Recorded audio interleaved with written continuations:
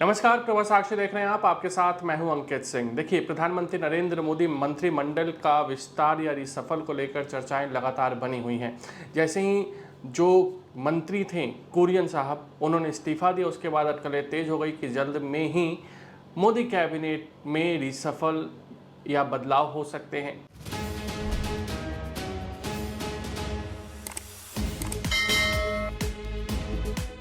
अब जो खबरें आ रही है उसके मुताबिक इस बात की चर्चा तो है कि मोदी सरकार, मोदी मंत्रिमंडल में जो रिसफल है वो होगा, लेकिन कब होगा ये एक महत्वपूर्ण चीज़ है जिसके बारे में लगातार सवाल उठ रहे हैं। क्या ये संसद के मानसून सत्र से पहले होगा या मानसून सत्र के बाद होगा? 27 के आसपास प्रधानमंत्री नरेंद्र मोदी विदेश दौरे पर जाने वाले हैं और उसके बाद लगभग 15 जुलाई से 20 जुलाई के बीच में संसद का मानसून सत्र भी शुरू हो सकता है।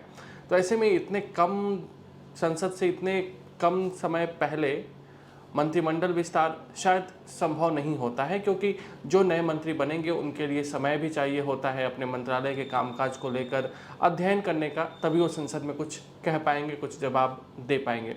इसलिए अब इस तरह की संभावनाएं उठ रही कि हो सकता है कि कैबिनेट में जो रिसफल होना है वो संसद सत्र के बाद हो। लेकिन चर्चाएं इसलिए भी और तेज है क्योंकि कई ऐसे मंत्री हैं जो राज्यों में भी प्रभार पे हैं, और ऐसे में बीजेपी का जो स्लोगन है हमेशा से कि एक व्यक्ति एक पद, तो कई व्यक्तियों के पास दो दो पद है। जैसे कि दिल्ली के प्रदेश अध्यक्ष हर्ष मल्होत्रा है, जिन्हें हाल में ही बीजेपी ने कमान दी है, वो केंद्र में भी मंत्री में हैं।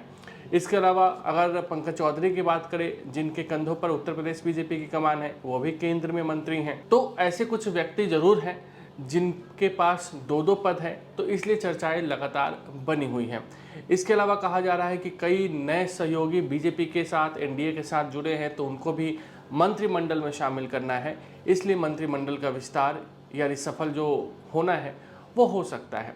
अब एक खबर ये भी निकलकर सामने आ रही है कि बीजेपी चाहती है कि पहले जो नए लोग जुड़े हैं वो अपनी विश्वसनीयता साबित करें, और जो बिल गिर गया था उस बिल को पहले सरकार हर हाल में पारित कराना चाहती है, और उसके बाद हो सकता है मंत्रिमंडल में रिसफल किया जाए।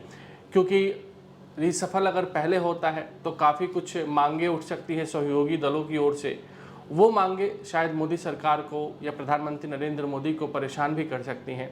इसलिए सरकार, केंद्र के जो वरिष्ठ नेता हैं, वो चाहते हैं कि जो मंत्रिमंडल विस्तार हो उससे पहले जो 131वां संविधान संशोधन विधेयक जो गिर गया था उसको पहले पास करा लिया जाए संसद में, उसके बाद मंत्रिमंडल का विस्तार होना है वो होगा। अब एक और बात कही जा रही है कि दोहरी जिम्मेदारी बीजेपी में कोई नई बात नहीं है। ठीक है, बीजेपी में लगातार ये बातें कही जाती है कि एक व्यक्ति एक पद, लेकिन हमने देखा है कि लगभग 1.5 सालों तक CR पाटिल केंद्र में भी मंत्री बने रहे।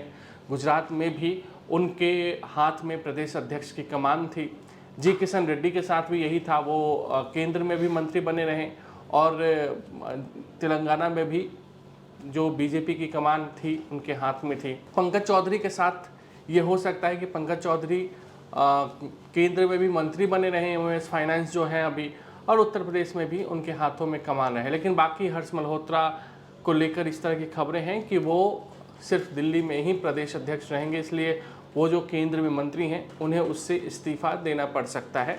इसके अलावा रोनीत बिट्टू हैं, उनका कार्यकाल राज्यसभा में ख़त्म होने वाला है और उनको फिर से राज्यसभा नहीं भेजा गया है, तो ऐसे में उन्हें भी अपने पद से इस्तीफा देना पड़ सकता है। तो देखना होगा कि आगे किस तरह की चर्चाएं और आती हैं।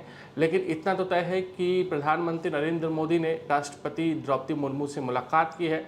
इस मुलाकात को कैबिनेट रिसफल से जोड़कर देखा जा रहा है, लेकिन सवाल अब भी वही बना हुआ है कि कैबिनेट रिसफल तो होना है, लेकिन कब होगा। अगर आप भी लेना चाहते हैं देश दुनिया की तमाम जानकारी, तो आज ही सब्सक्राइब करें हमारे चैनल को। साथ ही नीचे दिए बेल आइकन को जरूर दबाएं ताकि हर अपडेट आप तक पहुंच सके।